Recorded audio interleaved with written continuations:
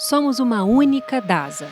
Para inaugurar uma nova era no cuidado com a saúde, para ampliar os espaços e os acessos, proporcionar um avanço contínuo em tecnologia, dar ainda mais segurança, consolidar dados e integrar procedimentos, para aproximar especialidades e fortalecer o exercício da medicina. Sobretudo, para proporcionar a jornada de saúde completa em que acreditamos. Por tudo isso, hoje somos uma única DASA, uma rede que valoriza e fortalece mais do que nunca a comunidade médica e que busca estar à frente do nosso tempo, sem deixar nunca de estar frente a frente com as pessoas. DASA é para toda a vida. Boa noite. Meu nome é Mônica Conchon, eu sou head da oncomatologia da DASA Diagnósticos, e sejam muito bem-vindos. Hoje, nossa terceira edição do OnTalk, em que nós procuramos falar sobre diagnóstico e sobre tratamento nos nossos grandes grupos de doenças oncohematológicas. Então, essa na nossa terceira edição, nós temos o tópico da doença residual mínima em LLA-B, o impacto que isso tem nas escolhas clínicas. Então, nós temos como os nossos speakers o Felipe Maciel. O Dr. Felipe Maciel é hematologista do ICESP, trabalha conosco na área de sintometria de fluxo, e temos como nosso convidado o Dr. Wellington Fernandes, que tem muita experiência no ICESP, hematologista, trabalha com clínica exclusivamente. Então, acho que nós vamos ter hoje um debate muito interessante. Wellington, muito obrigada, viu, pelo seu aceite, aí, por ter aceitado o nosso convite, e nós vamos fazer as duas apresentações seguidas, e depois a gente abre para perguntas, se houver, e durante as apresentações também o chat está aberto para quem quiser fazer a pergunta. A gente pode responder agora, pode responder por e-mail, então sejam todos bem-vindos. Felipe, obrigada, podemos iniciar. Tá bom. Boa noite a todos, obrigado, Mônica. Espero que todo mundo esteja bem. Eu vou primeiro compartilhar minha tela aqui.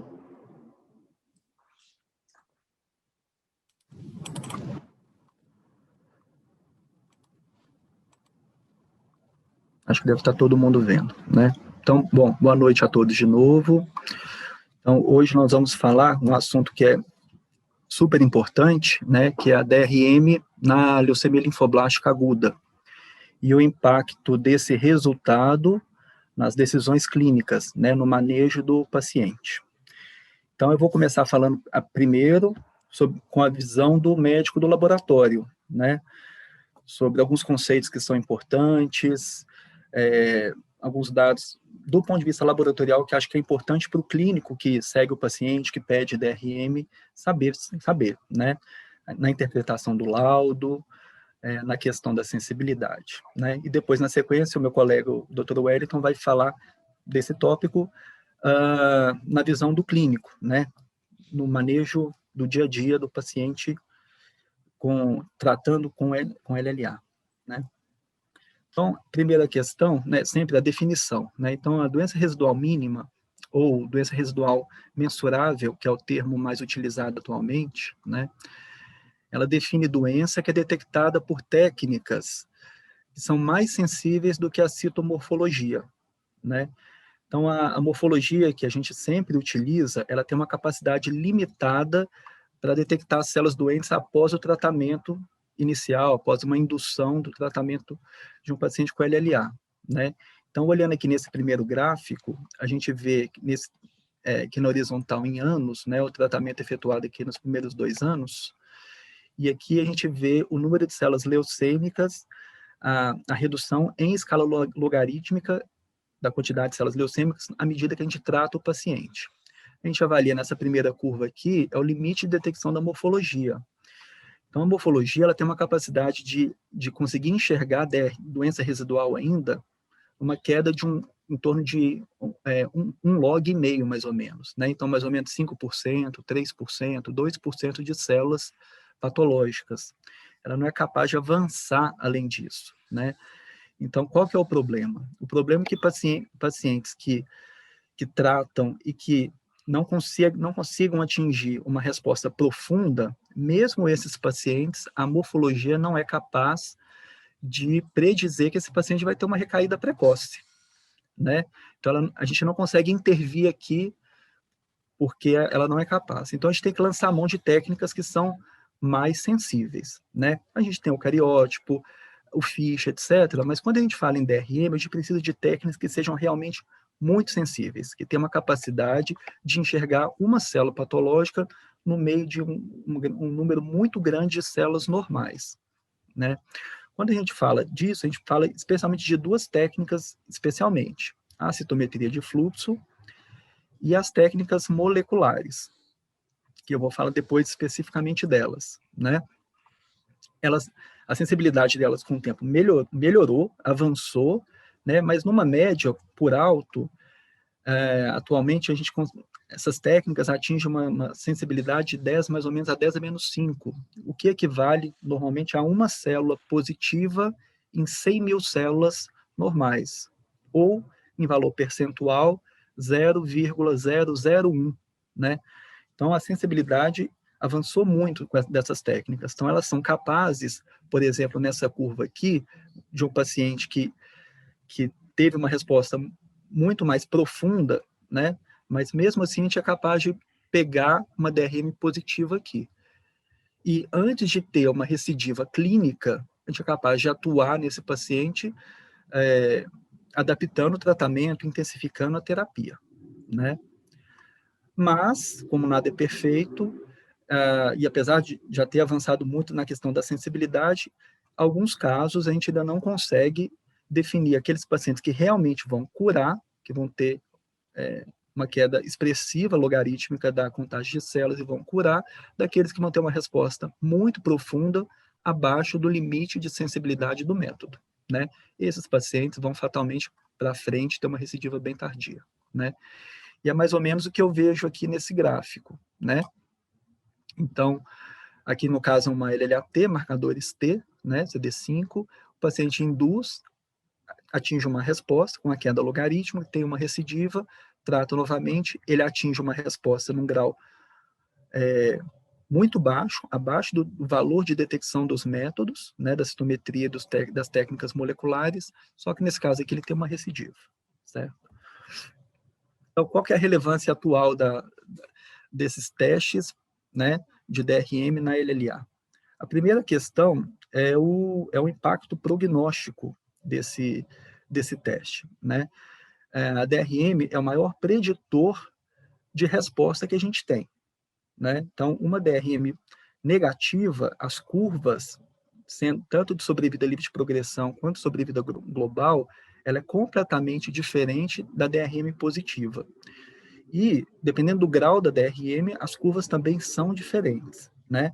Isso já foi confirmado em uma série de estudos retrospectivos e prospectivos, isso desde o início da década de 90, então estudos que tentavam avaliar, predizer recaída, né? Todos eles concluíram o fator prognóstico da pesquisa de doença residual, né?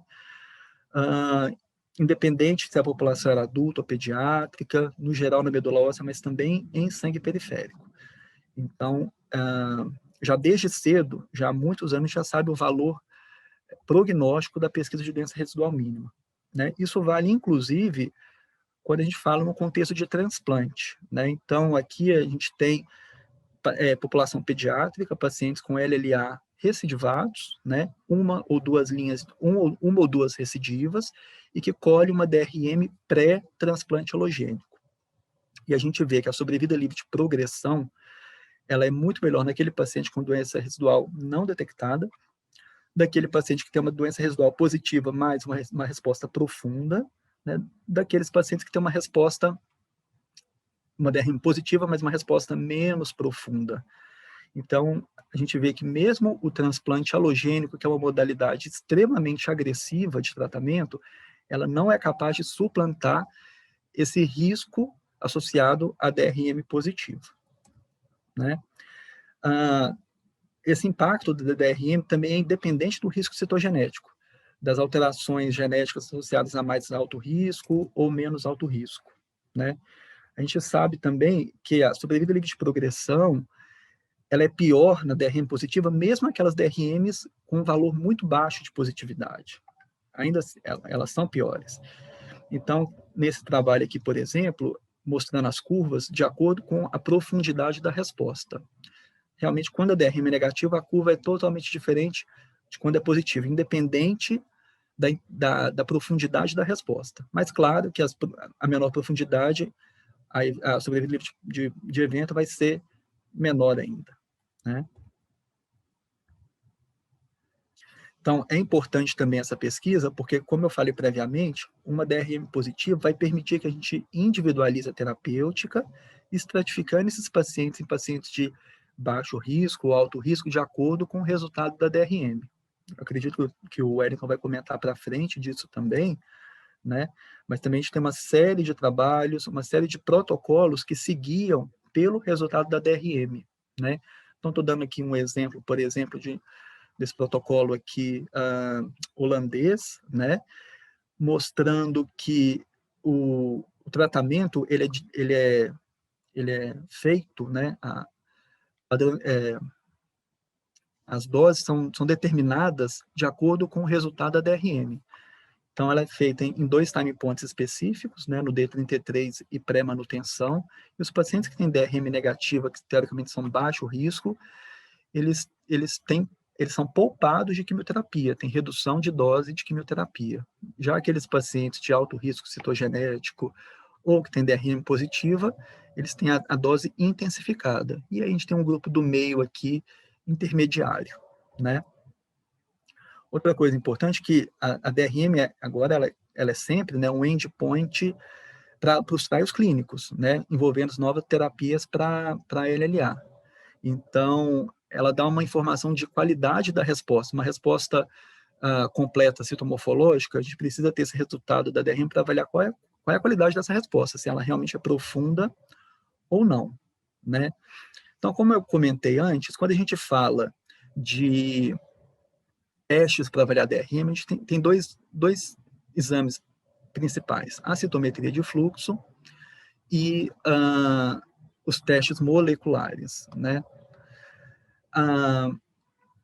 Claro, todos eles têm que ter tem que ter uma sensibilidade alta, tem que ter uma especificidade alta para tentar separar a hematogônia, o precursor normal B, do blasto linfóide, né? Tem que ter uma alta reprodutibilidade, uma aplicabilidade alta também, né?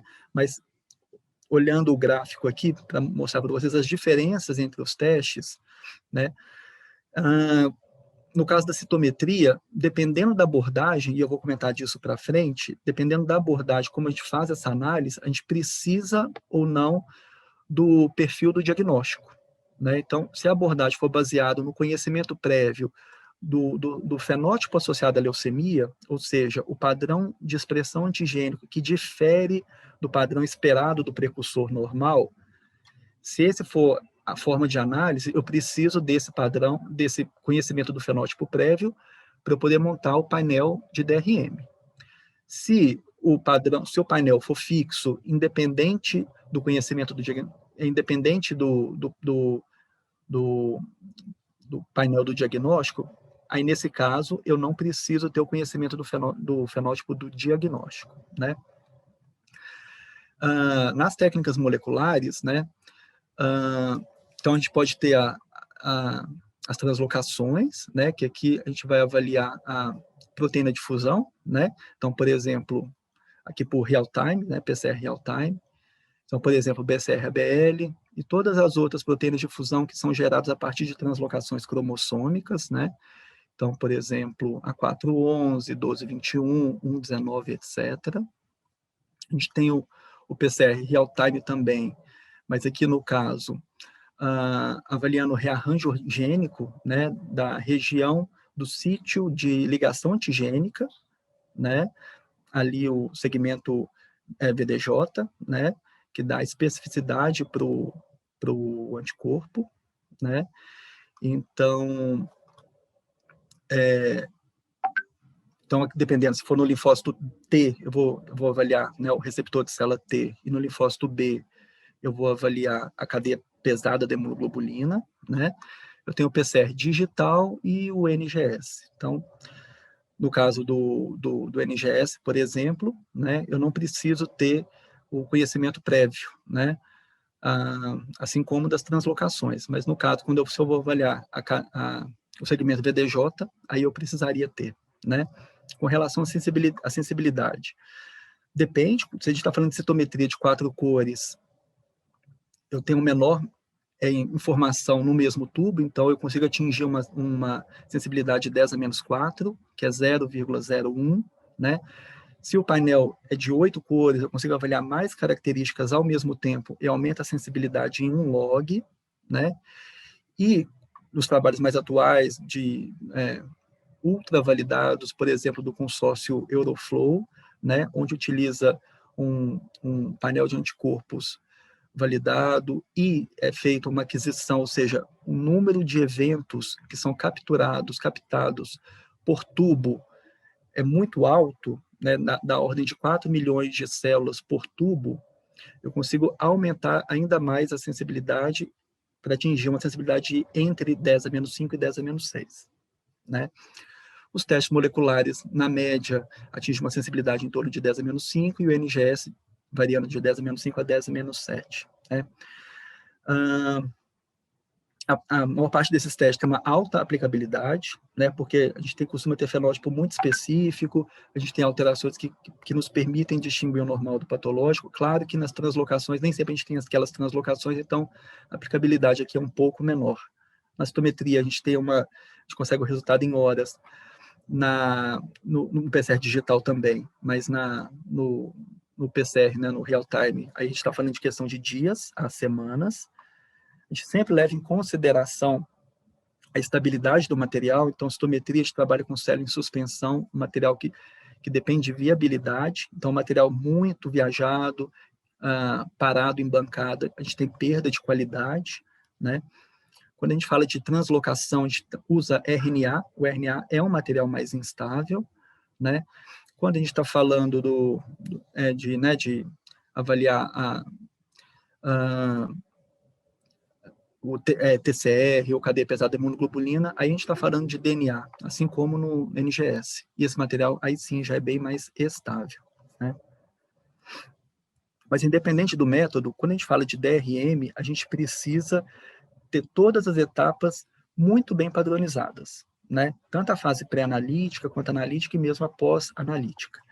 Então, por exemplo, na fase pré-analítica, eu preciso garantir que o primeiro material coletado vá para o estudo da DRM, né? Para não correr o risco desse material medular ser muito contaminado com sangue periférico, haver hemodiluição. Ficar ligado também na questão do anticoagulante, o anticoagulante certo, né? Para enviar o material.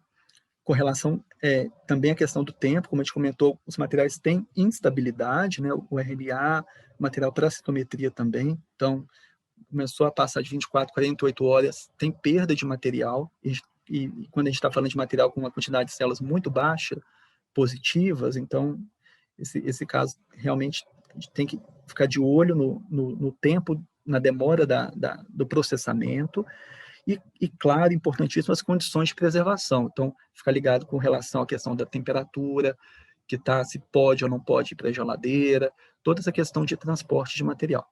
Na fase analítica é fundamental, falando mais da parte da citometria, até porque é o exame também mais difundido, né?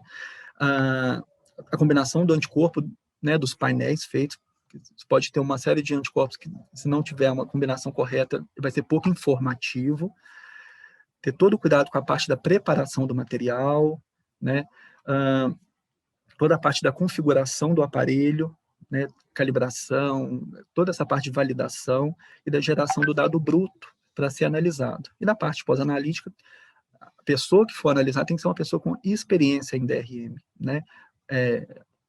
É muito diferente fazer análise de um caso de diagnóstico e de um caso de DRM. E também a questão de como reportar esse resultado no laudo, né?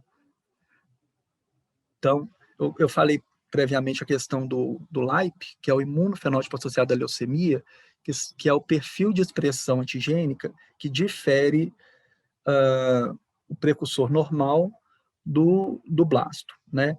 Isso não é uma questão exclusiva da LLA, na LMA, nas linfoproliferativas e no mieloma a gente também tem isso, então tem uma alta aplicabilidade, a gente consegue identificar um fenótipo anômalo na maior parte dessas doenças, né? E que tipo de LAIP que a gente tem, que é o que a gente pesquisa normalmente? A gente tem, teoricamente, 4 tipos de LAIP, né? Então, a gente tem um tipo de LAIP que chama infidelidade de linhagem. Então, eu estou avaliando uma LLA, mas essa LLA expressa marcadores associados à linhagem mieloide. Isso é uma infidelidade de linhagem. Se eu encontro isso não tem como ser normal, não tem como ser uma hematogônia normal. Isso provavelmente é um blasto, né? Eu posso ter um LAIP de assincronismo. O que significa? Como o blasto é uma célula imatura, eu tenho ao mesmo tempo, na mesma célula, marcadores de imaturidade com marcadores de células mais maduras. Eu posso ter um LAIP de hiperexpressão, que significa que a intensidade de um determinado marcador é mais forte do que esperado para o precursor normal, né? Ou hipoexpressão, que é o contrário. Eu esperaria ter uma intensidade mais forte de um determinado marcador, mas ele é fraco ou mesmo negativo, né? Então, aqui exemplificando o LAIP de infidelidade de linhagem, para mostrar para vocês. Então, a gente tem aqui colorido população de linfócito B, que é CD19, mas uma parte dela aqui expressa 13, que é o marcador mieloide. Aqui está pequenininho, mas ele também expressa CD33. Então, isso aqui não tem como ser normal. Isso é um blasto linfóide B com expressão aberrante de um marcador mieloide, né? Aqui um outro exemplo do LAIP de assincronismo, né? Então, eu tenho aqui em rosa uma população de blasto que ela expressa ao mesmo tempo um marcador muito imaturo, que é o CD34, com o CD20, que é o marcador que na ontogenia do linfócito B, ele aparece um pouquinho mais para frente na maturação. Então, ele coexpressa esses dois marcadores, de maturidade e maturidade. Quando eu falo do LAIP de hiperexpressão, estou querendo dizer que o marcador que era para ser no precursor normal mais fraco, ele está mais forte, deslocado para a direita. Então, isso também é anômalo, né? Seria 58 aí no caso. Ou hipoexpressão, o precursor normal, normalmente, ele plota numa região aqui intermediária, né, no CD45. Nesse caso, o blasto todo aqui em rosa está negativo, está para a esquerda. Então, isso é um LAIP de hipoexpressão. Então, além de conhecer os LAIPs, a gente precisa conhecer também muito bem a ontogenia linfóide normal. Conhecendo o normal, eu consigo detectar se algo está anômalo ou não, né? Então, a gente precisa conhecer qual que é o perfil de expressão em cada etapa da maturação linfóide B, né, da expressão desses marcadores, né? Claro que da ontogenia linfóide T também. No caso da linfóide T, como a maturação toda ela é no timo, qualquer coisa imatura que eu encontrar na medula, a princípio, é para ser DRM, né? Então, tem essa facilidade teórica, né? Então, só para dar exemplo aqui de caso normal para vocês, para a gente ver como que a gente faz. Então, por exemplo, a gente, em colorido aqui, está toda a população de linfócito B que foi marcado, né? Então, a gente vê que esse movimento de maturação aqui normal é o que a gente espera no medula normal, desde o mais imaturo, passando pela hematogônia, até o linfócito B maduro. Então, a gente faz combinações nos gráficos de determinados marcadores para a gente ver esse movimento de maturação, né? Aqui está um outro exemplo, aqui o 34 com 38, um outro exemplo de como é a maturação normal do linfócito B na medula, né? Aqui só para poder exemplificar alguma coisa patológica, para mostrar para vocês, vejam, aqui a maturação normal, desde o linfócito B imaturo para o maduro, ocorre aqui, né? Mas eu vejo que tudo aqui é linfócito B, o gate foi feito todo na população de linfócito B, mas eu vejo que tem uma população aqui meio púrpura, que se destaca do que eu esperaria encontrar aqui. Ela tem uma expressão do CD10 mais para cima, ou seja, mais forte. Isso é um LAIP de hiperexpressão, é um 10 hiperexpresso. Está fora da maturação, então isso aqui não tem como ser normal, né? O 58 de novo aqui, ele está para cima do precursor. Isso não tem como ser normal, né? O 45 aqui, como eu mostrei, quando ele é para baixo, ele é negativo, isso não é normal. Então eu vejo que esse caso tem uma série de LIPEs, de hiperexpressão, hipoexpressão, então eu consigo separar, mesmo tendo hematogônia normal, consigo separar o precursor anormal, tá? Então, na DRM, como eu faço para encontrar na minha medula óssea com um monte de célula normal, de várias linhagens, vários estágios maturativos diferentes, como eu consigo descobrir onde está o blasto, onde está o Wall, né? Então, vamos imaginar aqui uma visão aérea de São Paulo, né? Onde como se fosse a medula óssea, né? E a população aqui sendo a população da medula, né? Então, numa LLA, a população que eu esperaria que fosse toda heterogênea, ela é suprimida e ela é toda composta por uma população monotípica, né? A mesma população celular, que são os blastos que estão aqui, os Wallis, e sobrou poucas células normais residuais. O paciente trata e aí a medula é repopulada com as populações normais. Mas a questão que fica é, tem célula anômala ou não tem? Como que eu faço para poder identificar isso? Olhando aqui, rapidamente eu vejo que não tem nenhuma célula anômala, né? É o que a gente vê na morfologia. A gente faz um panorama por cima e eu conto 100 células, 500 células, e eu vejo que não tem, mas isso não é suficiente. Então, a primeira coisa que eu falo, quando eu falo de DRM, é aumentar a sensibilidade, aumentar o número de células, avaliar toda a população de São Paulo, 10 milhões de pessoas, né? Porque com isso eu consigo identificar um número mínimo de células, caso seja positivo, para me dar segurança para eu liberar esse resultado como positivo. Então, a primeira coisa que eu tenho que fazer é aumentar o número de eventos captados, aumentar o número de eventos que são adquiridos, tá? Então, olha aqui um exemplo interessante, por exemplo. Então, aqui eu tenho um trabalho que faz a comparação da citometria com o PCR, considerando o PCR como padrão ouro, né? E o que ele avalia? Independente do time point, cada curva dessa é um time point diferente, D15, D33, 78, etc. O que ele vê é que a porcentagem de discordância ela é muito maior quanto menos eventos eu adquiro. Então, quando eu adquiro 1 milhão de eventos, eu tenho uma discordância muito alta da citometria com o PCR. À medida que eu vou adquirindo mais eventos, eu vou aumentando a minha sensibilidade do método, né? E a discordância diminui drasticamente, né?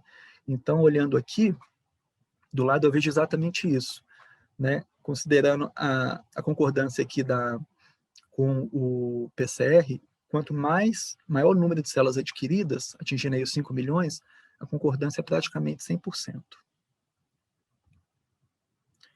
Né? E como, no geral, eu faço essa avaliação, né? Essa abordagem para separar o normal do patológico? A primeira abordagem seria, como eu comentei, pesquisar o LIPE, né? Que é aquele imunofenótipo diferente do normal, né? Então, eu pesquiso esses LIPEs que foram identificados ao diagnóstico, né? Então, eu preciso do conhecimento prévio do fenótipo do diagnóstico, senão eu não consigo fazer, certo? Então, teoricamente, o meu painel de diagnóstico tem que ser um painel muito amplo para eu poder pegar o máximo de LIPEs possíveis. E, a partir daí, eu posso seguir com um painel mais enxuto e dirigido dos LIPEs que eu identifiquei, certo? Qual que é o problema disso? Que a gente sabe que existe instabilidade antigênica, né? Então, você pode ter ganho e perda de LIPE com o passar do tratamento. A gente vê isso muito em LMA, mas em LLA também isso é uma realidade, né? Marcadores que não eram LIPEs ao diagnóstico são e deixam de ser. Então, às vezes, a gente corre o risco de ter um LIPE ao diagnóstico, a gente procura ele e ele é negativo, mas na verdade é porque teve perda do LIPE. Então, a gente pode correr o risco de soltar um resultado falso negativo. Então, a gente tem que considerar isso. Então, eu sabia das características físicas aqui do blasto, né? Então, eu vou atrás, no meu painel de DRM, atrás das mesmas características. A altura, o peso, cor do cabelo, cor da pele, a cor da blusa, a cor da calça. Então, eu tenho que conhecer o fenótipo do diagnóstico para poder montar o painel da DRM. Então, é por isso que é sempre importante para o clínico sempre enviar o fenótipo do diagnóstico para o laboratório, caso, inclusive, ele trabalhe dessa forma, não tem um painel fixo, porque ele se baseia no fenótipo do diagnóstico para montar o painel.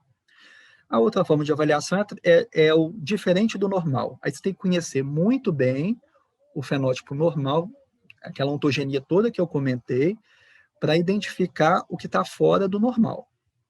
Então, a gente não precisa do conhecimento prévio do imunofenótipo. Nesse caso, trabalha com um painel de anticorpos fixo, né? E os marcadores utilizados para esse painel, eles têm que ser muito informativos e estáveis, mudar menos, né, com o passar do tempo. Nesse tipo de abordagem, eu não tenho prejuízo de detecção caso haja modificação do imunofenótipo, porque eu não preciso, eu não ligo para o fenótipo do diagnóstico, mesmo que tenha determinados LIPEs lá, né? Então, eu vejo aqui que algumas características que eu poderia utilizar no meu painel é fixo, eu não vou utilizar algumas características, por exemplo, a cor da blusa listrada. Ele pode mudar, né? Ele pode mudar a cor da blusa, a cor da calça. Então, alguns marcadores eu não vou utilizar, mas alguns marcadores, por exemplo, a bengala no paciente jovem, na hora que eu detecto essa alteração, isso é anômalo, independente se eu vi isso ao diagnóstico ou não. Então, a abordagem é um pouquinho diferente. Eu coloquei o exemplo aí do óleo para tentar exemplificar, tá? Então, eu vejo aqui, nesse trabalho aqui, e tem outros também, mostrando cada marcador, como ele se comporta, né? Então, qual que é a frequência do LIPE de cada marcador, e o interesse do LIPE é que ele seja muito frequente, né? Ou seja, o padrão de expressão dele ao diagnóstico seja diferente do padrão normal, né? Aqui na sequência a gente tem a frequência do LIPE pós-indução, nos casos que são DRM positivo, e aí ele avalia a retenção desse LIPE, ou seja, se ele manteve positivo, né, ou se ele teve perda do LIPE. E nos casos que ele fosse negativo, se houve ganho do LIPE com o passar do tempo, certo? Então, o interessante para a gente, observa o CD73, por exemplo. Ele tem uma frequência, ele é um LIPE ao diagnóstico em 90% dos casos. Ele está diferente do normal na grande maioria dos casos. Isso é muito bom. E, ao mesmo tempo, ele se mantém estável com o passar do tempo, né? Ele não teve perda desse LIPE, o que também é interessante avaliar, né? Então, você vê que ele é um marcador interessante. Um exemplo, por exemplo, o CD58, que é um marcador clássico que a gente utiliza, né, que normalmente ele é hiperexpresso. Você vê que ele, como um LIPE, ele está presente em torno de 53%, bem menos a positividade dele. Ele é um pouco subjetivo a interpretação dele, né? E você vê que naqueles casos que eram positivos, ele teve uma retenção baixa. Olha, só 30% dos casos manteve essa expressão dele como um LIPE. Então, ele não é, teoricamente, um marcador muito interessante, porque ele não tem uma frequência alta e ele perdeu a expressão com o passar do tempo. E ele faz essa avaliação em todos esses marcadores. O 10, que é um marcador importante, olha o CD20, o 19, etc. 45, por exemplo. 45 é um marcador super importante. Ele é um LIPE no número pequeno de casos, 14%. Eu mostrei até para vocês exemplo de casos negativos. E mesmo quando ele é positivo, ele retém muito pouco. Então, ele muda o perfil com o passar do tempo. Então, esse aqui exemplificando, por exemplo, que eu comentei, ó, o 73, que é um marcador importante, interessante, né? Então, esse dado é importante porque aqui eu estou dando o exemplo do painel de anticorpos do consórcio Aeroflow, que é um consórcio que muitos centros utilizam o painel deles, né? Painel extremamente validado, certo? E esse painel é um painel que mudou em torno aí de uns 4, 5 anos, e ele deixou de usar marcadores clássicos que a gente utilizava antigamente, por exemplo, CD13, 33 e o próprio CD58, que eu acabei de mostrar, e incluiu marcadores que são mais estáveis e mais frequentes. Por exemplo, o próprio CD73 que está aqui, né? Tentando utilizar os marcadores que sejam mais informativos possíveis, né? Então, com esse painel de 2 tubos do painel Aeroflow, né, e a maioria dos marcadores são iguais nos 2 tubos, exceto no único canal aqui, esse painel ele é aplicável em mais de 96% dos pacientes, consegue identificar LIPEs, né, em mais de 96% dos pacientes, certo? E ele tem uma sensibilidade similar ao PCR real-time, quando a gente adquire o número de eventos aí de pelo menos 4 milhões de eventos por tubo, com uma concordância talvez a maior que tenha na literatura aí, com a DRM molecular, de 98%. Então, a gente vê aqui que o painel de DRM do Aeroflow é diferente do painel de diagnóstico do Aeroflow. Então, eles não utilizam a abordagem do LIPE, eles utilizam o diferente do normal. Então, conhece muito bem qual é o perfil de cada um desses marcadores, e se tiver hiperexpresso, etc., mesmo não conhecendo o fenótipo do diagnóstico, a gente consegue fechar uma DRM. Tá?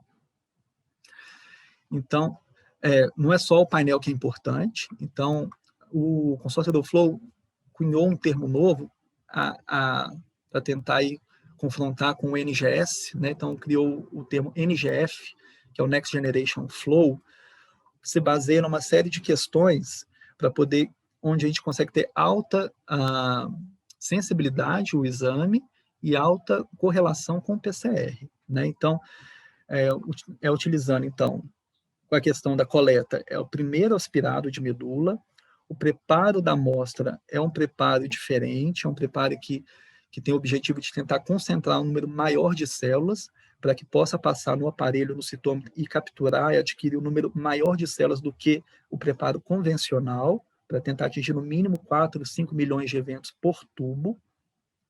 E os citômetros atuais, eles têm uma capacidade de conseguir adquirir um número ilimitado de células, né? Além da questão da preparação. Tem o painel fixo dele, que foi feito a partir de uma série de rodadas para ver qual que era o painel mais informativo, que chegou a esse resultado aqui. Toda a parte de programação do aparelho, a configuração toda, calibração toda de acordo com o protocolo, né? E a parte da análise também. A gente faz uma análise que o próprio software permite, uma ferramenta de análise automática, né? Então, ele já faz a separação automática das populações, né? E depois o analista corrige algum erro eventual que tenha, né? Uma outra questão que eu queria passar também, que eu acho que é interessante, é a questão do material para DRM, né? Então, já tem trabalhos antigos e vários outros também mostrando que a gente sempre fala de medula óssea, mas sangue periférico, existe uma correlação relativamente boa quando a gente fala especialmente de LLAT, né? Aqui a gente está falando de medula óssea, aqui no eixo Y, aqui sangue periférico. Uma correlação boa quando a gente está pesquisando DRM de LLAT. Na DRM de LLAB, esse dado não é tão... não cai tão bem medula com sangue periférico. Você vê que a quantidade de DRM na medula é muito maior do que no sangue periférico, né? Mas só lembrando que é uma possibilidade, já que é um procedimento muito menos invasivo coletar de sangue periférico. Lembrando que em muitos casos é DRM de criança, né? Uma outra coisa com relação à questão do laudo é o reporte da questão da sensibilidade que como é reportado no laudo, né? Então, agora a maioria dos trabalhos atuais, eles sugerem no laudo descrever qual é o limite de sensibilidade do método, né? Então, normalmente a gente coloca qual é o limite de detecção do método e o limite de quantificação do método.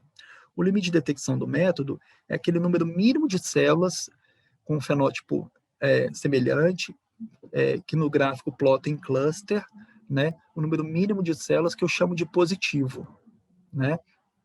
Normalmente a gente faz um cálculo que é um número X, que é variável de acordo com o trabalho, né? Dividido pelo número total de eventos adquiridos no tubo, vezes 100, né? Então, dependendo do trabalho, ele fala um número aqui no numerador de 20 ou de 30, né? Dependendo de quão eficaz é o seu painel, né? Então, por exemplo, no painel Aeroflow, normalmente eles utilizam um número de 20, então ele divide 20 pelo número de eventos adquiridos no tubo.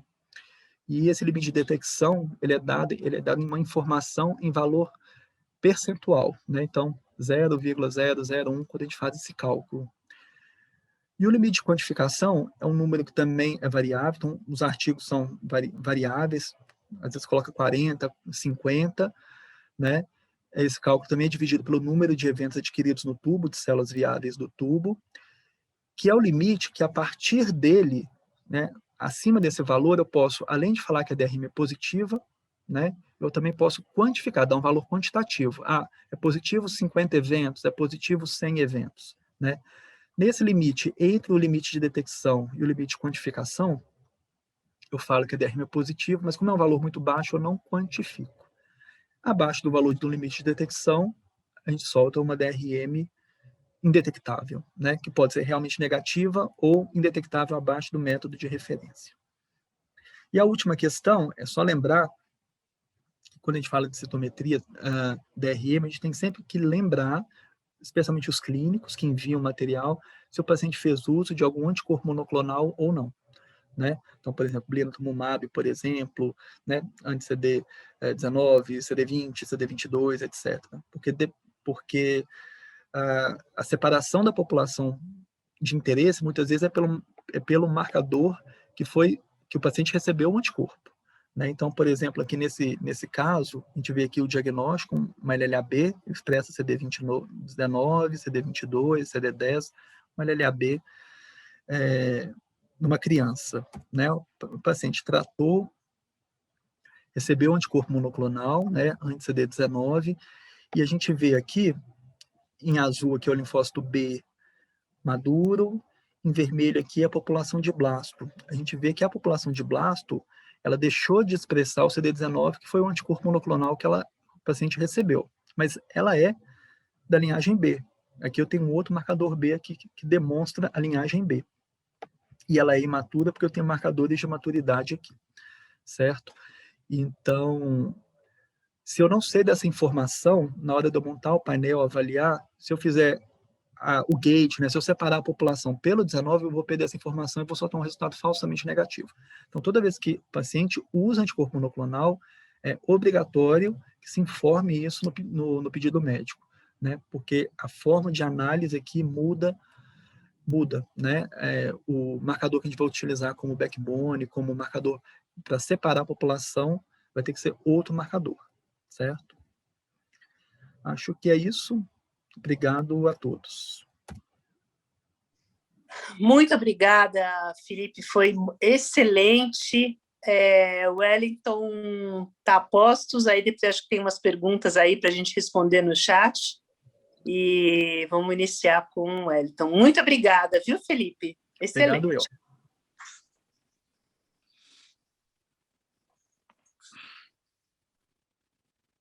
Tá todo mundo vendo, certo? Bem, eu vou falar um pouco... Boa noite, obrigado. Queria primeiro agradecer pelo convite para dar essa aula. Eu sou o Wellington, eu sou médico hematologista do Instituto do Câncer.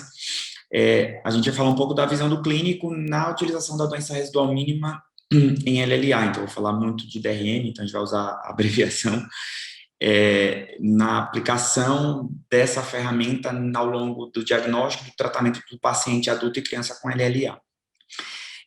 A gente hoje considera a doença residual mínima como uma das principais inovações históricas ao longo desses 40 anos de progresso nas taxas de sobrevivência dos pacientes com LLA.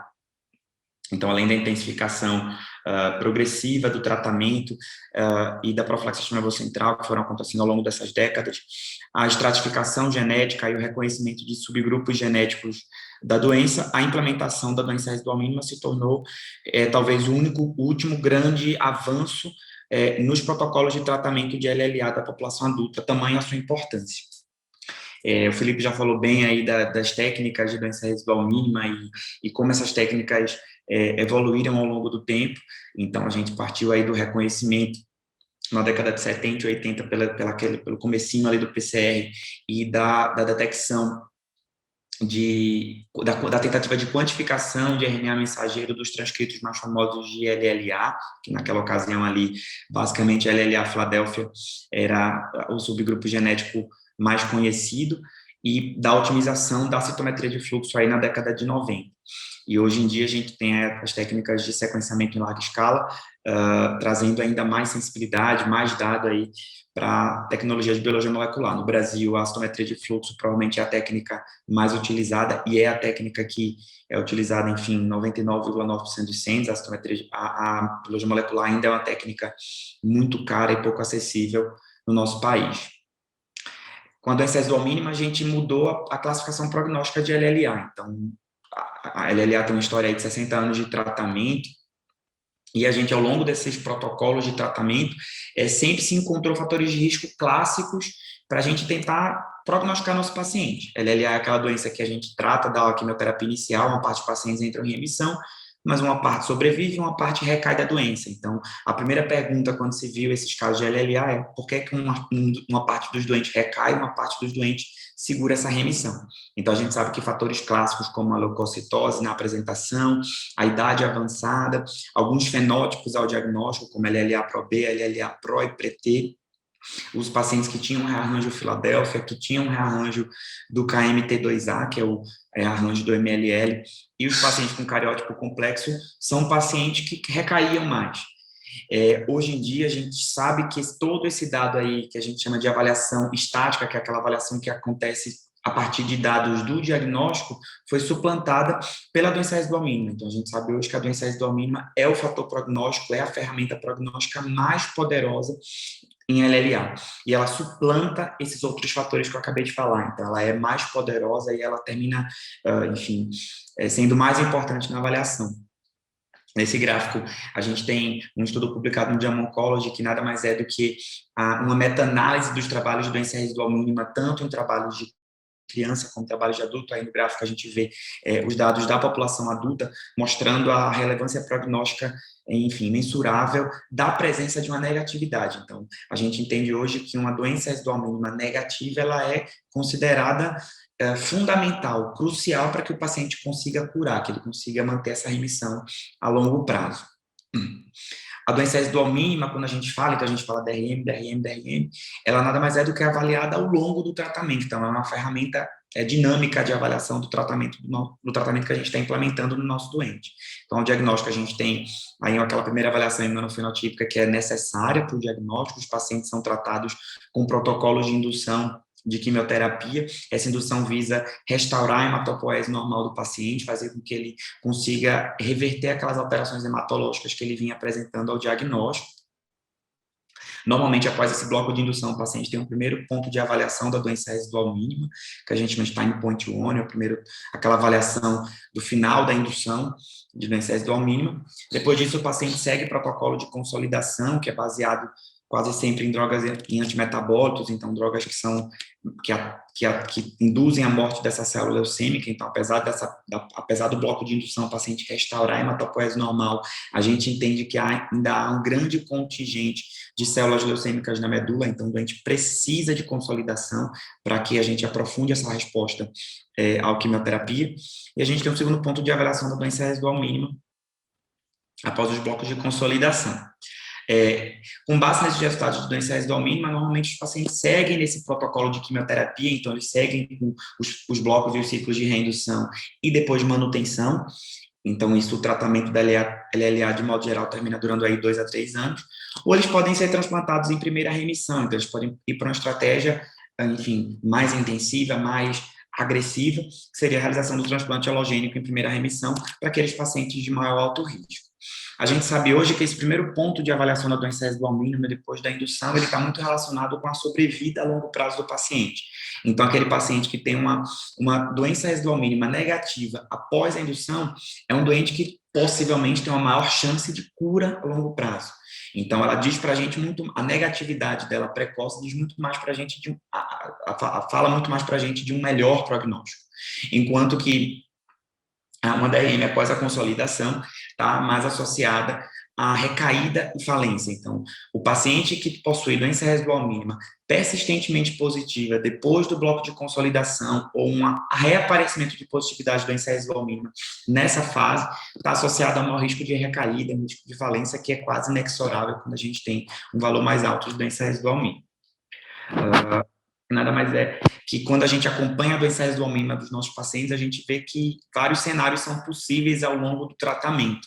Então, a gente tem aquele primeiro paciente que negativa a doença residual mínima, e ao longo do protocolo ele pode ir positivando nas fases tardias do protocolo. A gente tem aquele paciente que a gente trata e que ele se mantém negativo para a doença residual mínima ao longo de todo o tratamento.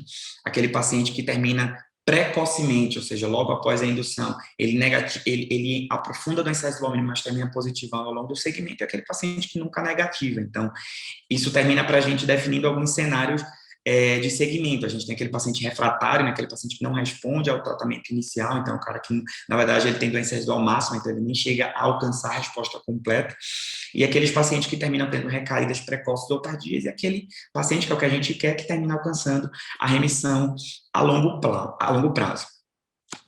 Como o Felipe falou, a gente, quando fala em DRM, a gente sempre está preocupado com a questão do cutoff, que é a primeira pergunta que a gente sempre faz, então a questão do ponto de corte com o qual eu considero positividade, e a questão do ponto de avaliação, do time point, que seria o momento ao longo do protocolo do tratamento do paciente em que eu estou avaliando essa doença residual mínima. Então, o que a gente tem hoje de conceito geral é que há uma correlação muito clara entre a resposta do nosso paciente e a doença residual mínima. Então, todos os trabalhos que tentaram correlacionar o valor da doença residual mínima com o prognóstico, a gente entende que o ideal é a negativação da doença residual mínima, independente da metodologia que eu estou utilizando. Então, esse é o conceito geral que a gente tem. Em 2008, o grupo COB, o grupo infantil, se baseando no gestágio da doença residual mínima, ainda com citometria na época em 4 cores, mostraram para a gente isso muito claramente, ou seja, quanto mais profunda for a negatividade da doença residual mínima, utilizando um método que ainda na ocasião era mais limitado pelo número de cores, enfim, tudo mais, na época não se tinha o conhecimento que se tem hoje de doença residual mínima, maior era a chance do paciente ficar vivo a longo prazo. Então, a gente consegue separar aí 4 curvas de sobrevida de acordo com a porcentagem de doença residual mínima que a gente encontra. Então, há uma clara relação da negatividade, ou seja, da profundidade de resposta de doença residual mínima negativa com a sobrevivência. O ponto de avaliação consensual como prognóstico, ou seja, o ponto que parece ser mais prognóstico na imensa maior parte dos trabalhos, é aquela doença residual mínima pós-indução, especialmente nos trabalhos pediátricos. A gente não tem trabalho de adulto avaliando isso tão bem e tentando correlacionar os pontos de avaliação da doença residual mínima, mas o conceito provavelmente também se aplica à população adulta. A gente sabe que a doença residual mínima, além de predizer essa recaída, ela também consegue predizer recaídas tardias da doença. Então, ela consegue predizer recaídas em todos os pontos. A doença residual mínima, portanto, pelo seu intenso valor prognóstico, é considerado ponto consensual na indicação de transplante halogênico em todos os protocolos. Então, hoje em dia é considerado inadequado a gente tratar o nosso paciente com LLA e não acompanhar a doença residual mínima e não utilizar essa doença residual mínima para decidir o tratamento do paciente, a melhor estratégia de consolidação. A gente sabe que a doença residual mínima hoje é, enfim, obrigatória, e a gente entende que a positividade da doença residual mínima denota um alto risco e é, portanto, a indicação de transplante halogênico em todos os protocolos. A gente vê que as outras indicações clínicas, ou seja, a idade, leucócito, alterações genéticas, elas variam muito de acordo com o grupo que a gente está avaliando. Então, grupo de tratamento, então, grupo da Polônia, da Finlândia, inglês, o grupo alemão, que são grupos muito fortes no tratamento da LLA no mundo, porque eles se baseiam nos seus próprios resultados para definir os seus subgrupos de risco e definir quais são os pacientes que mais se beneficiam do transplante. O impacto da DRM na sobrevida da LLA do adulto foi primeiramente demonstrado no trabalho do grupo polonês, do grupo PALG, com 132 pacientes. Então, brevemente, mostrando que a doença residual mínima pós-indução, na ocasião acima de 0,1%, foi o fator prognóstico na análise multivariada mais associado com a sobrevida livre de leucemia. Então, os pacientes que tinham doença residual mínima positiva depois da indução tiveram uma chance muito maior de recaída ao longo do segmento. As curvas separam muito bem. Então, esse foi o primeiro trabalho aí de adulto prospectivo que mostrou o impacto muito claro dessa avaliação prospectiva da doença residual mínima, seja após indução, seja após consolidação, todas tiveram impacto prognóstico ao longo do segmento. Com isso, houve uma progressiva integração da utilização da doença residual mínima dentro dos trials clínicos. Então, vários ensaios clínicos, vários grupos cooperativos de tratamento de LLA integraram a avaliação da temporal da doença residual mínima ao longo do tratamento para estratificar o risco dos seus pacientes e assim definir qual é o melhor tratamento. Então, eu trouxe aqui o trabalho do grupo alemão, que é um trabalho de extrema relevância pelo número de pacientes, são trabalhos que eles conseguem recrutar um número muito alto de pacientes. Então, o grupo alemão foi um dos primeiros trabalhos que consistentemente mostraram, integraram a doença residual mínima e mostraram o benefício de se fazer isso na sobrevida a longo prazo dos pacientes. Então, eles utilizavam naquela época os fatores de risco convencionais que a gente já falava, então, aquele paciente com leuco alto, aquele paciente que tinha um fenótipo de pior risco, eles eram pacientes que recebiam tratamentos mais intensivos, porque se entendia que eram pacientes de muito alto risco para recaída, então, na maior parte desses pacientes, terminava sendo transplantado, mas eles foram o primeiro grupo que utilizaram a doença residual mínima para indicar transplante naqueles pacientes de risco padrão. Então, naquele cara de risco padrão que tem doença residual mínima positiva, ele deve ir para transplante. Então, era um doente que a gente também entende que, tirando toda a avaliação genética, tirando a avaliação basal do paciente, ele precisaria ir para transplante. Os trabalhos europeus, que são os trabalhos mais consistentes de LLA ao longo da história, quase sempre utilizam a doença residual mínima por NGS, por PCR. Então, apesar da gente saber que isso é superponível e há uma correlação, como o Felipe mostrou, entre a doença residual mínima por citometria de fluxo e PCR, a gente ainda entende, especialmente quando a gente compara os trabalhos dessa época, que a doença residual mínima por NGS era um pouco mais sensível. Eles conseguiam alcançar uma profundidade de sensibilidade, de acurácia maior do que o que se tinha na época com a citometria de fluxo. Acredito que hoje isso já é bem diferente.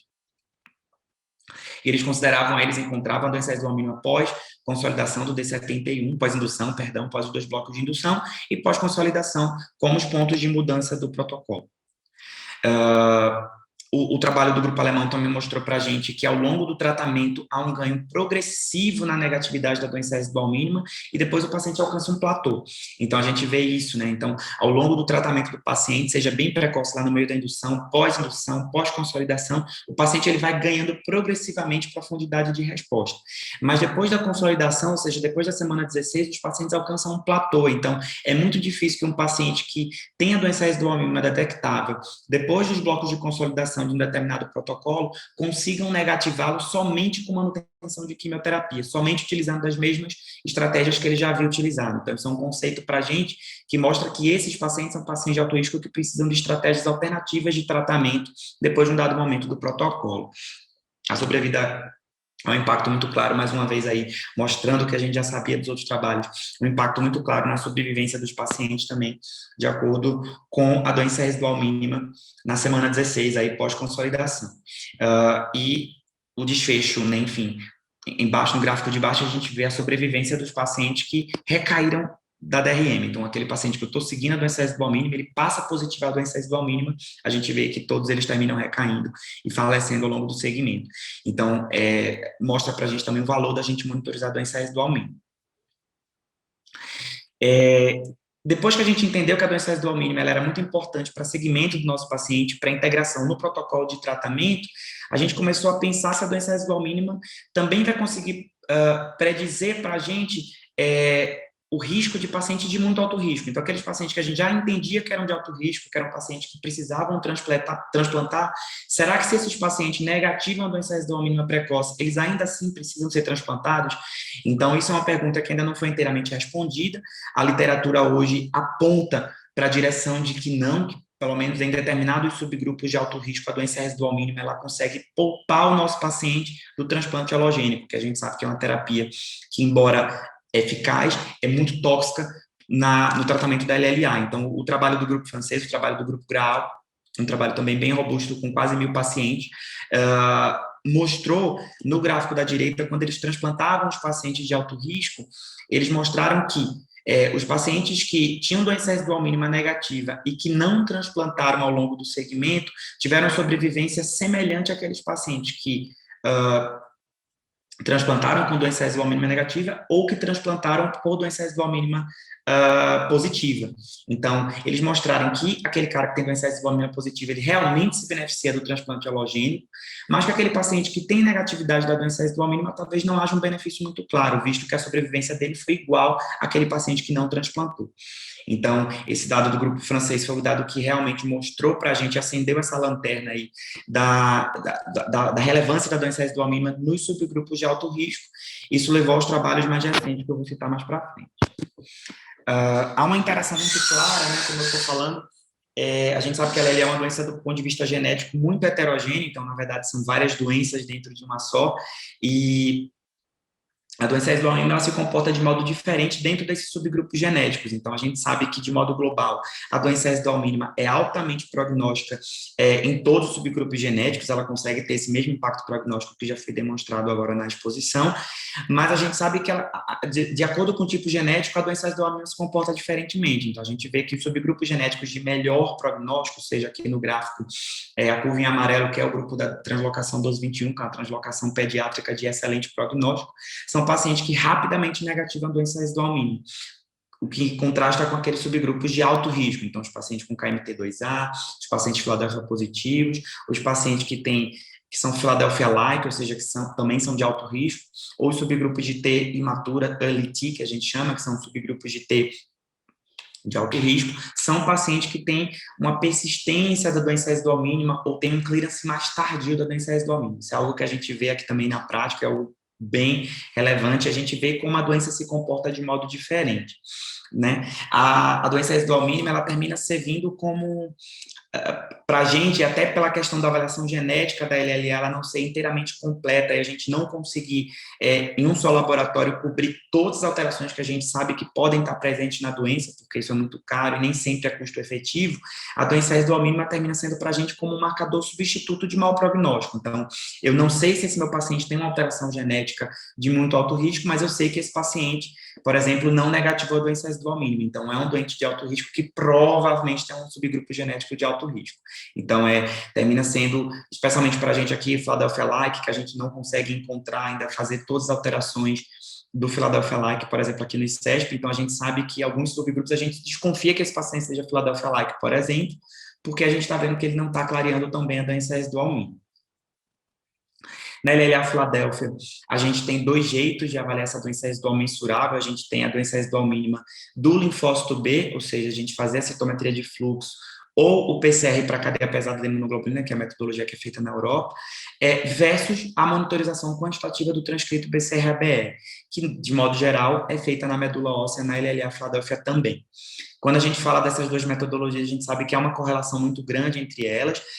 O que se recomenda, o que a gente faz aqui no CESP, é a monitorização combinada dos dois métodos. A gente entende que, apesar da concordância ser alta, ela não é perfeita, então ela gira em torno aí de 60% a 70%, e isso acontece quase sempre à custa de pacientes que negativam a doença residual mínima por citometria de fluxo, mas que tem BCR-ABL detectável num nível pequeno. Então, a gente sabe que esses pacientes LLA Filadélfia muitas vezes têm um BCR-ABL detectável numa porcentagem muito pequena, que quase sempre corresponde a um BCR-ABL detectável em outra linhagem não linfóide. Então, um BCR-ABL detectável na célula progenitora, ou no monócito, ou no linfócito T.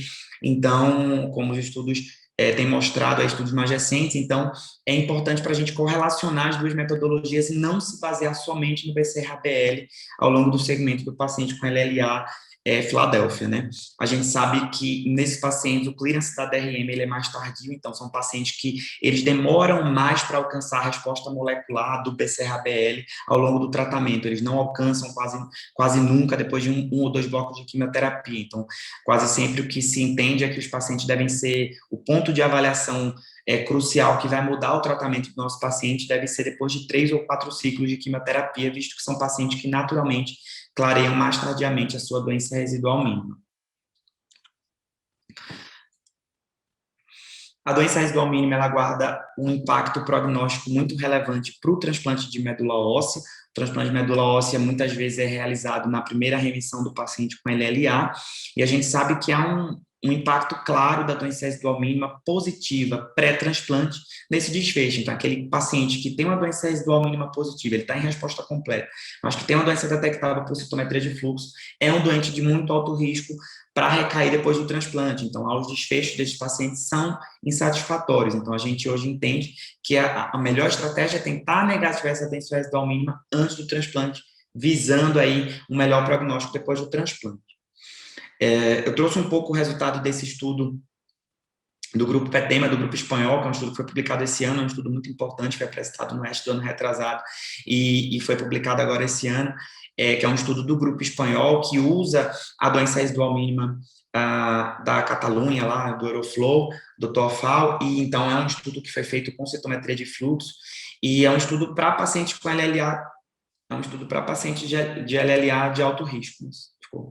É um estudo para pacientes de LLA de alto risco, com 348 pacientes, e é o primeiro estudo que, na verdade, fez aquilo que o estudo do grupo francês sugeriu para a gente. Então, o que eles fizeram? Eles pegaram os pacientes que eram de alto risco, mas que tinham doença residual mínima negativa e consolidaram com quimioterapia. Então, pouparam esses pacientes do transplante halogênico. Aqueles pacientes que tinham doença residual mínima positiva, ou seja, acima de 0,1% depois da indução ou 0,01% depois da consolidação, eram pacientes que iam para halogênico. O que é que foi encontrado? Né? Se encontrou nesse primeiro gráfico aí que os pacientes que foram para halogênico, ou seja, aqueles pacientes que tinham doença residual mínima positiva, e aqueles pacientes que receberam quimioterapia recaíram de modo muito semelhante, sem diferença estatística, e o impacto da doença residual mínima, claro, como a gente também já esperava, na sobrevida desses pacientes. Então, aqueles pacientes de alto risco que tiveram uma doença residual mínima abaixo de 0,01 tiveram uma sobrevida global de 80% ao longo do segmento, uma sobrevida global bem interessante para pacientes de alto risco. E, no final das contas, quando a gente compara os dois grupos, a gente vê que o grupo que terminou consolidando com quimioterapia, que a gente sabe que é um grupo selecionado por ter doença residual mínima negativa, teve uma sobrevida global muito melhor do que aquele paciente que foi para transplante halogênico, de alto risco, que foi para transplante halogênico. Óbvio, a gente sabe que é um paciente que tinha uma doença de pior risco, que tinha doença residual mínima positiva. Esse trabalho é um trabalho muito interessante, mostra um dado importante para a gente ao longo do segmento também, deixa a gente até mais tranquilo em confiar na doença residual mínima, mas deve ser interpretado com cautela, porque os pacientes de alto risco, a maior parte deles eram alto risco pela idade. Então, aqueles grupos de alto risco que a gente está querendo saber mesmo, que é o MLL, o Philadelphia Like, eles ainda estavam muito pouco representados nesse trabalho, então ainda é bem difícil a gente poupar transplante para esses subgrupos de muito alto risco.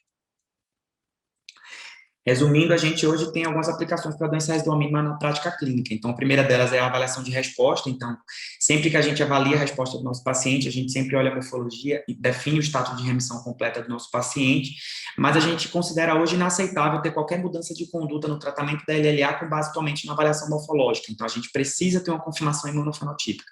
Muitas vezes a gente conta um aumento de célula precursora ao longo do tratamento da LLA. A gente encontra, os pacientes recebem quimioterapia, então, muitas vezes há uma recuperação medular induzida por fator de crescimento, que faz com que você tenha um aumento de mieloblasto na medula óssea, e na morfologia muitas vezes a gente não consegue distinguir se aquela é mieloblasto, se aquela é baixa de doença, a gente precisa de imunofeno para isso. Então, hoje em dia é considerado inaceitável a gente ter mudança de conduta com base somente na morfologia.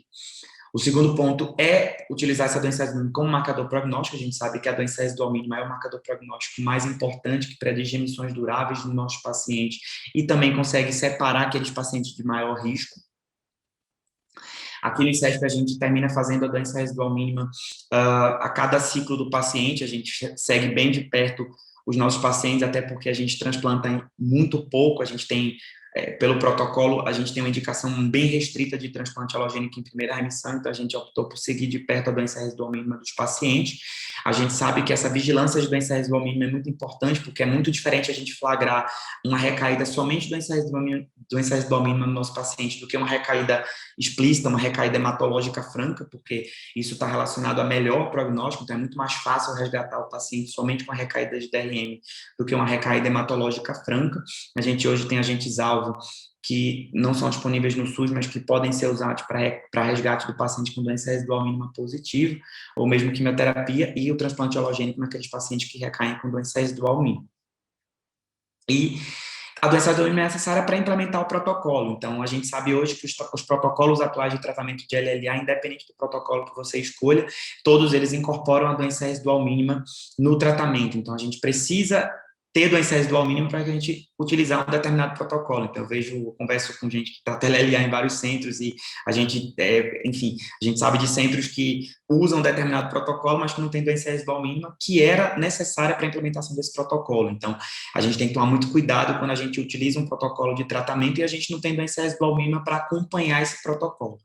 A gente também teve uma experiência aqui no serviço no passado, a doença residual mínima, enfim, anos atrás tinha muita dificuldade de ser feita aqui no serviço, então a gente tem muita dificuldade também de interpretar a doença residual do passado, se a gente utiliza um protocolo que depende da doença residual de DRM para ser executado, né? E a gente conseguiria aí poupar muitos pacientes de transplante halogênico quando a gente usa DRM.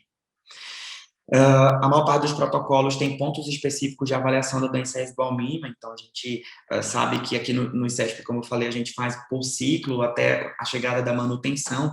Os outros protocolos fazem a doença residual mínima por ciclo ou a cada 2 a 3 meses, que é o recomendado, de acordo com o protocolo que você escolhe. Para concluir agora a exposição, a gente vai entender, então, que a doença residual mínima é o marcador mais poderoso de sobrevivência livre de eventos sobre vida global em LLA. A gente sabe que a doença residual mínima precoce está relacionada a um menor risco de recaída, enquanto que a doença residual mínima positiva, depois de 2 ou 3 blocos de tratamento, é altamente preditiva de paciente de recaída, ou seja, de alto risco de morte para esse doente. A doença residual mínima deve ser avaliada durante a fase de tratamento intensiva, depois de cada ciclo, ou no máximo a cada 2 a 3 meses, de acordo com o protocolo que você escolhe. E novas abordagens hoje em dia já são disponíveis para o resgate desse paciente que positiva a doença residual mínima, seja a intensificação com quimioterapia, seja a utilização de blinatumomab, que é o único monoclonal que é aprovado para o tratamento de paciente com doença residual mínima positiva ao longo do segmento. Queria agradecer mais uma vez a exposição. Estou aberto para perguntas. Obrigado. Querido Wellington, maravilhoso. Muito obrigada. A gente vai deixar, a gente depois vai avisar, vai deixar gravado, vai subir para o Das Educa. A gente faz para o YouTube e depois passa para o Das Educa. A gente vai avisar todos. Vamos avisar todos aqui na audiência. Excelente as 2 apresentações. Muito obrigada por você ter aceito esse convite. E a gente aguarda qualquer pergunta pelo chat, pelo e-mail, e a gente volta, então, daqui a algumas semanas com um novo On Talk. Muito obrigada, Wellington.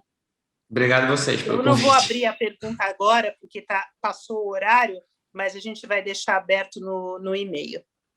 Ok. Tá bom? Obrigada. Combinado. Viu? Boa noite. Um abraço a todos. Boa noite a todos. Tchau, Obrigada. Tchau. Obrigada, Felipe.